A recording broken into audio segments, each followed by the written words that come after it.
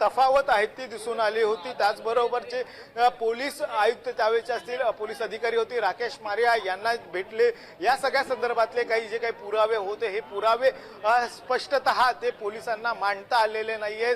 जे सरकारी वकील होते त्यांना देखील या सगळ्यातले पुरावे आहे ते नीट देता आले नाही असं स्पष्ट कोर्टाकडून उल्लेख केला होता आणि या पुरावे अभावीच कुठेतरी या सगळ्या आरोपींना आहे ते निर्दोष मुक्तता आहे ती मिळालेली असंच म्हणावं लागणार आहे।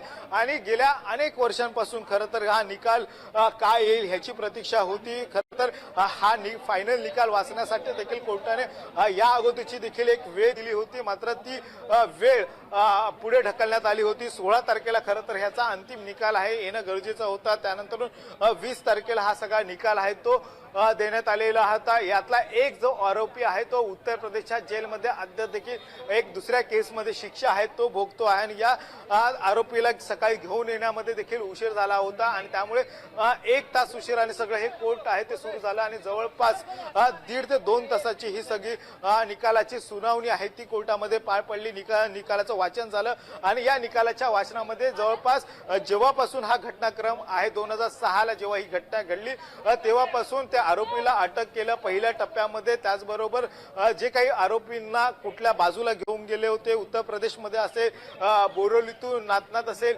नागपूर असेल, या वेगवेगळ्या ठिकाणी आहे ते गेले होते अशा पद्धतीचं सांगण्यात आलं होतं। मात्र हे जरी सांगितलं असलं तरी या सगळ्या संदर्भातले कुठले ठोस पुरावे आहेत ते मिळालेले नाहीयेत आणि हे ठोस पुरावे जोपर्यंत मिळत नाही गणेश, आरोपींची निर्दोष सुटका आता कोर्टाने केलेली आहे, पण मग प्रश्न होतो 20 वर्षानंतर निकाल लागलाय, कोर्टाने सर्व आरोपींची निर्दोष सुटका केली आहे, मग पवनराजेंच्या हत्येचा खरा आरोपी कोण?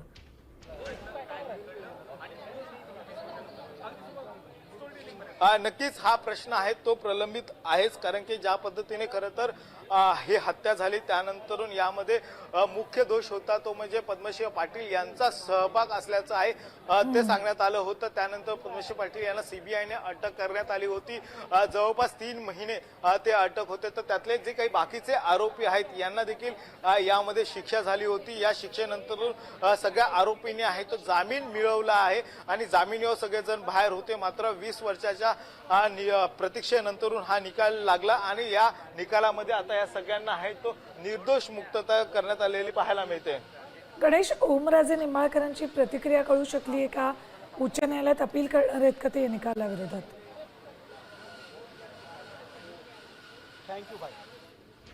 नक्कीच सध्या कोर्टामध्ये ओमराजे निंबाळकर आणखी वरती आहेत, त्यामुळे थोड्याच वेळात कोर्टातून ते खाली आल्यानंतर या सगळ्या संदर्भामध्ये आहे ते प्रतिक्रिया देतील, कारण की ओमराजे निंबाळकर यांचं देखील संपूर्ण कुटुंब आज कोर्टामध्ये दाखल आहे आणि कोर्टामध्ये या सगळ्या संदर्भातला निकाल ऐकण्यासाठी आले होते। ते त्यांची नातवंडांपासून सगळेजण या ठिकाणी आले होते।